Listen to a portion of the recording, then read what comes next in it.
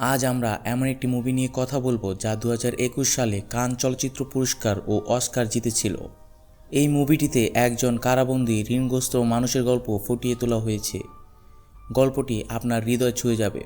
তো চলুন শুরু করা যাক।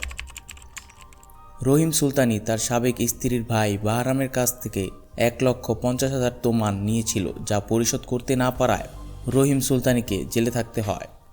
আর এই অপরিশোধিত ঋণ পরিশোধের সুযোগ হিসাবে 2 দিনের জন্য অস্থায়ীভাবে কারাগার থেকে মুক্তি পান। এই হলো ফারকন্দে, যিনি রহিমের বর্তমান প্রেমিকা। আর তিনি একটি হারিয়ে যাওয়া হ্যান্ডব্যাগ পান, যাতে কয়েকটি সোনার মুদ্রা ছিল, যা তারা দুজনে বিক্রি করে ঋণ পরিশোধ করার চেষ্টা করে। কিন্তু দেখা যায় যে সোনার মূল্য এতটাই কমে গেছে যে রহিমের পক্ষে বাহরামের সেই সম্পূর্ণ ঋণ পরিশোধ করা সম্ভব হয় না।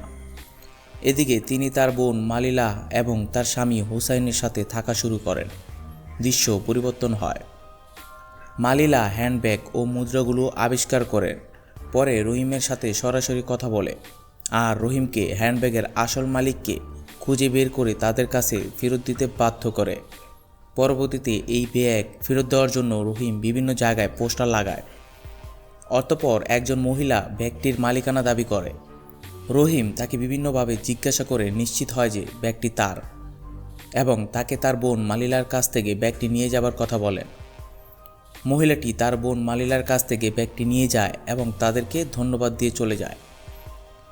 হ্যান্ডব্যাগটি ফিরিয়ে দেওয়ার পর রহিমকে তার নিঃস্বার্থ কাজের জন্য প্রশংসা করা হয় এবং তার গল্প মিডিয়ায় তুলে ধরা হয়। তারপর তিনি কারাগারে ফিরে আসেন এবং একজন স্থানীয় সেলিব্রিটি হয়ে ওঠেন। বাহরাম রহিমের এই গল্পকে মিথ্যা বানোয়াট মনে করেন। তিনি মনে করেন যে রহিম তার ইমেজ পুনরুদ্ধার করতে এবং কারাগার থেকে বের হয়ে তার সাবেক স্ত্রীর আসন্ন দ্বিতীয় বিয়ে বন্ধ করতে চাইছেন। দৃশ্য পরিবর্তন হয়। কারাগার রহিমের মুক্তির ব্যবস্থা শুরু করে। রহিমের জন্য অর্থ সংগ্রহ ও কর্মসংস্থান প্রদানের জন্য একটি দাতব্য অনুষ্ঠানের আয়োজন করা হয়। অনুষ্ঠানে আগত সকলেই রহিম ও তার ছেলে শিয়াবাসকে তাদের ঋণ পরিশোধ করতে সাহায্য করেছিল, কিন্তু যা ছিল খুবই সামান্য। বাহরাম জানতে পেরে ক্ষুব্ধ হন যে ঋণের পরিমাণের 1/4 কম উত্থাপিত হয়েছে। তিনি আয়োজকদের কাছে ব্যাখ্যা করেন যে রহিম যখন কোনো ব্যাংক থেকে ঋণ নিতে পারছিল না, তখন বাহরাম তাকে এই ঋণ দিয়েছিলেন, যা দিয়ে রহিম তার পূর্বের সকল ঋণ পরিশোধ করেন। সেই থেকে এখন পর্যন্ত রহিম তা পরিশোধ করতে ব্যর্থ হন। এরপরও বাহরাম তার পুত্র শিয়াবাসের স্বার্থে রহিমকে মুক্তি দিতে রাজি হন। দৃশ্য পরিবর্তন হয়। নতুন চাকরির জন্য আবেদন করার সময় রহিম জানতে পারেন যে গুজব ছড়িয়ে পড়েছে যে তার হ্যান্ডব্যাগ পাওয়া এবং ফেরত দেওয়ার বিষয়ে সন্দেহ রয়েছে, যা রহিমকে ওই মহিলাকে খুঁজে বের করতে বাধ্য করে, যাতে তিনি তার সত্যতা নিশ্চিত করতে পারেন। যদিও তার অনুসন্ধান ব্যর্থ হয়, রহিম এবং মালিলা পরিকল্পনা করেন রহিমের বর্তমান প্রেমিকা ফারকন্দকে ওই মহিলা হিসেবে সাজানো হবে। আসল ঘটনার বিবরণ ব্যবহার করে রহিমের গল্প বৈধ করার জন্য নিয়োগকর্তা একটি টেক্সট উপস্থাপন করেন, যেখানে রহিম বাহরামকে ঋণের অর্ধেক পরিমাণ পরিশোধের প্রস্তাব দিয়েছেন, যা তিনি ব্যাগটি পেয়েছেন বলে দাবি করার 1 সপ্তাহ আগে, যা তাকে রহিমের আবেদন প্রত্যাখ্যান করতে বাধ্য করে। বাহরামই সেই টেক্সটটি নিয়োগকর্তার নিকট প্রেরণ করেছে বলে মনে করেন রহিম। এ নিয়ে রহিম বাহরামের প্রিন্টিং শপে তার মুখোমুখি হন, কিন্তু বাহরাম তা অস্বীকার করেন।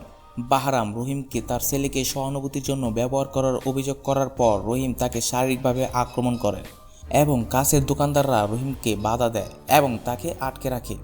ফারকন্দ ঘটনাস্থলে আসেন এবং বাহরামকে রহিমকে ছেড়ে দিতে রাজি করাতে পারেন। দৃশ্য পরিবর্তন হয়। দাতব্য সংস্থা থেকে রহিমকে ডাকা হয় এবং তাকে জানানো হয় যে বাহরামের মেয়ে নাজনীন একটি ভিডিও তৈরি করেছে, যাতে বাহরামের সাথে তার লড়াইয়ের ফুটেজ দেখায় এবং তার ও ফারকন্দের সম্পর্ক প্রকাশ পায়। নাজনীন হুমকি দেয় যে যদি পরের দিনের মধ্যে তার পূর্ণ ঋণ পরিশোধ না করে তাহলে সেই ভিডিওটি প্রকাশ্যে ছেড়ে দেবে। এই প্রমাণের আলোকে রহিমকে ব্যাগ সম্পর্কে সত্য প্রকাশ করতে বাধ্য হন। রহিম স্বীকার করেন যে তিনি ব্যাগ পাননি, তার প্রেমিকা ব্যাগটি পেয়ে রহিমকে দিয়েছেন। কেলেঙ্কারির ভয়ে সংস্থাটি রহিমের জন্য উত্থাপিত অর্থ আটকে রাখার সিদ্ধান্ত নেয়। এদিকে রহিমের জামিনের দিন প্রায় শেষ। দাতব্য আয়োজক রহিমকে জানান যে তার জন্য উত্থাপিত অর্থ তার পরিবর্তে একজন মৃত্যুদণ্ডপ্রাপ্ত ব্যক্তির মুক্তির জন্য ব্যবহৃত হবে, এবং ফারকন্দ সেই আয়োজককে মিডিয়াতে বলতে রাজি করান যেন তিনি বলেন রহিম জেনে শুনে এই অর্থ নিজে না নিয়ে সেই মৃত্যুদণ্ড ব্যক্তির মুক্তিতে দান করেন, যাতে তিনি কিছুটা সম্মান ধরে রাখতে পারেন।